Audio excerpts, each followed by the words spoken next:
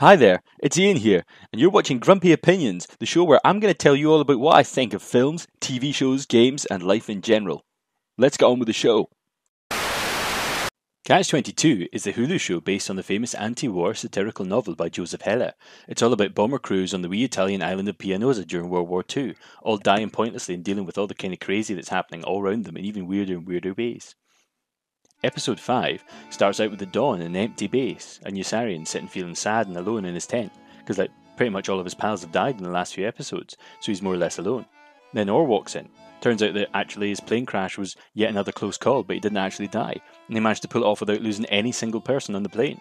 So he's all upbeat and full of nonsense, right up till Yoyo tells him that Nately died in the last raid. Anyway, the army's the army, so there's words to be had about the raid, and Cathcart's fuming that Yoyo didn't drop the bombs and got Nately killed.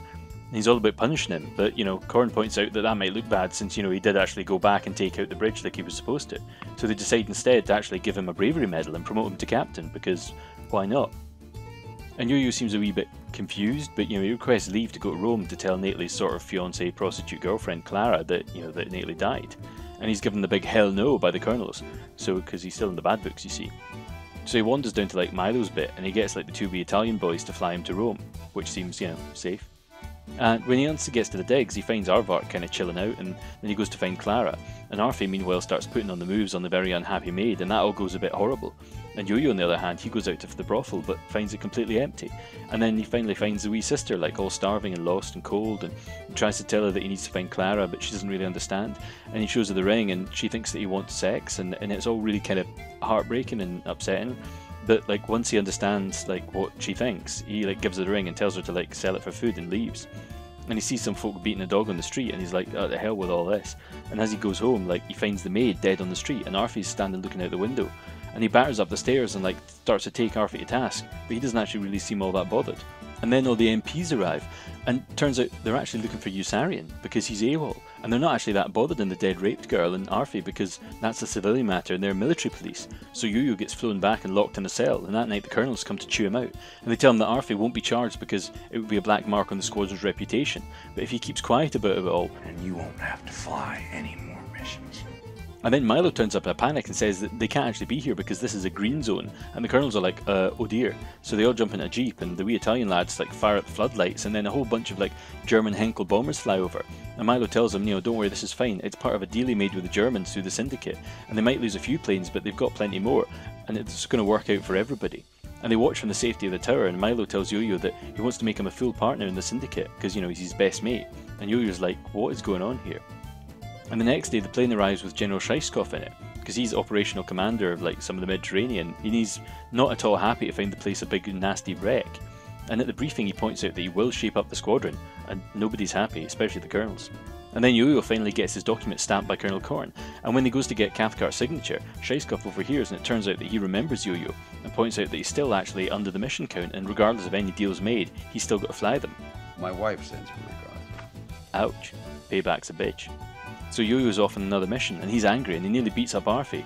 And while on the mission, they're about to drop the bombs when bang, they get hit, and he's bleeding out of his undercarriage. So he tries to abort the mission, and Orr starts flying all erratically, and the engines get both blown away.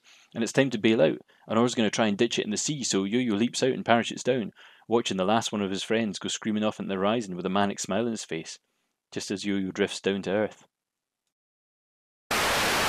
So what did I think? Well, this week was kind of a game of two halves, in that, it did what people in the writing business call the long dark night of the soul. And in this case, the long dark night was literally a long dark night in Rome with a couple of really downer scenes. And I love those wee details, all the way through this, how in Yoyo's tent you can see that Private Mud's chocolate bars are still sitting on the bed, they haven't been moved, and all the weeks since that episode, and the Hershey bars are there melting. Also how this week had one of the most famous moments in the whole book, which is the bombing of the runway. I mean, that's brilliantly done. That totally crazy moment of illogical madness with Milo making a deal with the Germans to let them bomb the runway.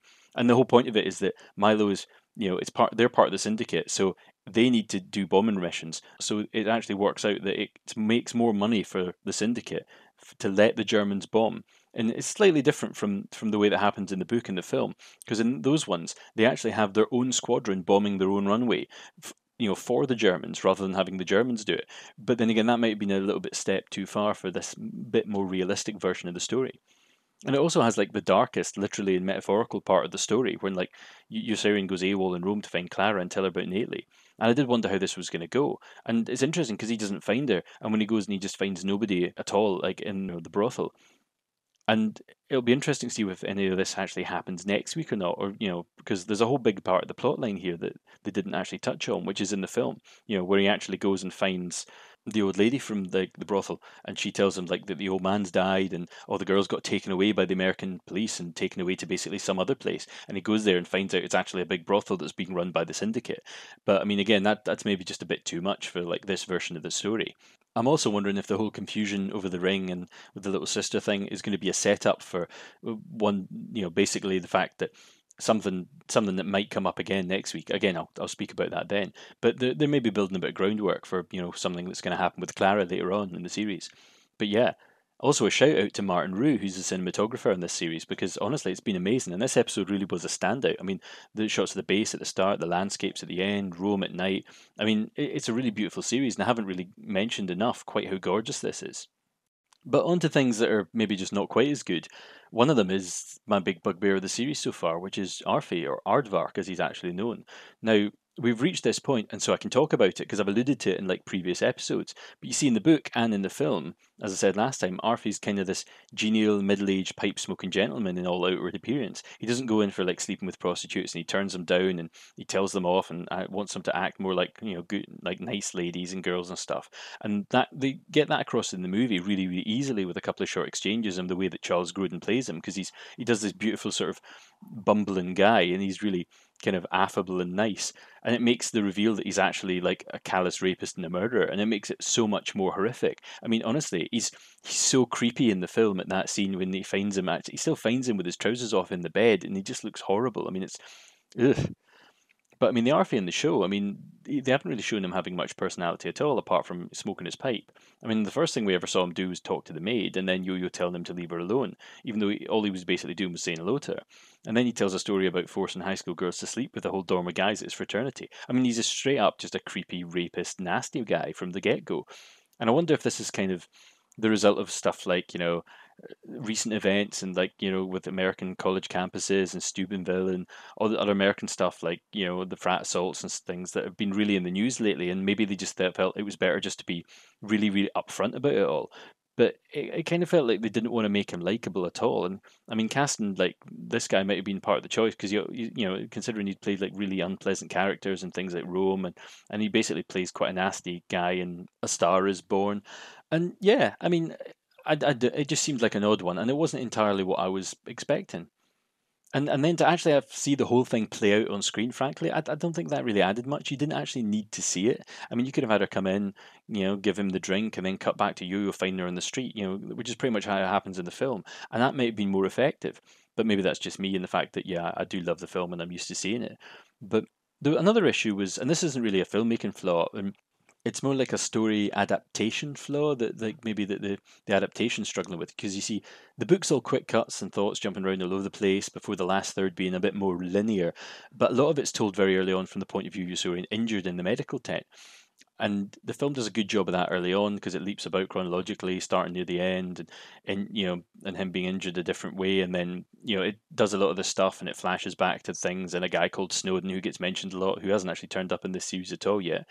But because they've done it out chronologically, after that shot of him walking, naked and bloody in the dust, everything seems to be that we've gotten 5 episodes through, and we're now hitting a whole bunch of things happening at once. Things which in the book are mostly told earlier or inconsequential, and in the film are either skipped entirely or reworked into the story.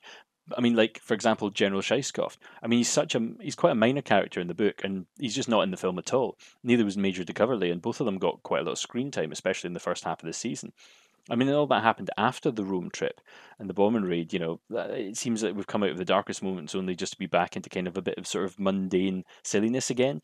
And the film totally didn't do that. The film basically hit like the bombing raid, and then it hit the when he was in Rome. But then after that, that was basically the end of the movie. The film did it by having like the bomb raid first and Nately actually dying during that bombing raid by accident instead of falling out of his plane, and then having the Rome trip and Arfie doing the murder and everything and all that, and then the ending basically just appears, and that's all an artistic choice. But I feel like running those bits chronologically kind of hurt the show a little bit because I mean, it won't be fully clear until what happens next week. I mean, it could be that they've worked it in a really cool way that's really fine and dandy. And there's a fair few things that still have to happen. And there's at least 2 characters who haven't turned up. I mean, right back at the start of this season, I mentioned that Orson Welles is in the film, and his character hasn't even been mentioned yet. And there's a small matter of that guy called Snowden. What'd he say?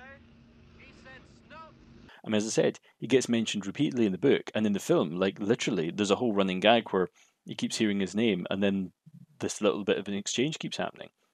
But yeah, that's all to go in the next episode. So till next time, I've been Ian, and these have been my grumpy opinions.